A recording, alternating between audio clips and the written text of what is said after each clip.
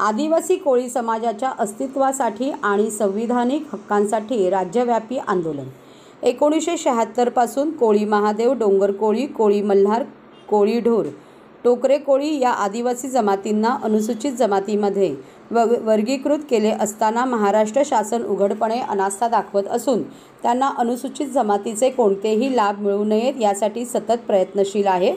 आदिवासी विभागाने अनुसूचित जमातींना जाचक ठरतील असे विविध संविधान शासन पारित केले आहेत। गेल्या 75 वर्षापासून आदिवासी कोळी बांधवांना संविधानिक अधिकार मिळत नसल्यामुळे त्यांनी राज्यातील सर्व जिल्हाधिकारी कार्यालयासमोर अन्नत्याग उपोषण धरणे आंदोलन करत राज्यात राज्यव्यापी महाआंदोलन छेडले आहे।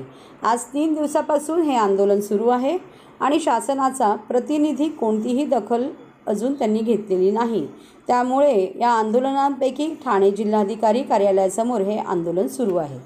भारतीय राज्यघटनेने दिलेल्या अधिकाराप्रमाणे आम्हाला आमच्या जातीचे दाखले मिळाले पाहिजे। जातीचे दाखले मिळाला तर तो वर्ग 1चा अधिकारी जातीचा दाखला देतो आणि दुय्यम दर्जाचा अधिकारी तो कॅन्सल करतो।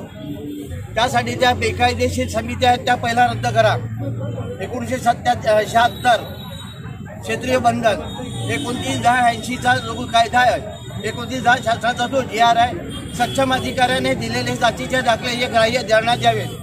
24/485 ह्या याच्याप्रमाणे ज्या काय समित्या केलेल्या आहेत त्या सगळ्या बंद कराव्यात आणि आमच्या कास्ट सर्टिफिकेट आम्हाला व्यवस्थित बिना अट मिळाले पाहिजे घटनेने दिलेल्या अधिकाराप्रमाणे आणि जात समित्या रद्द करा एवढाच आमचं मागणं आहे।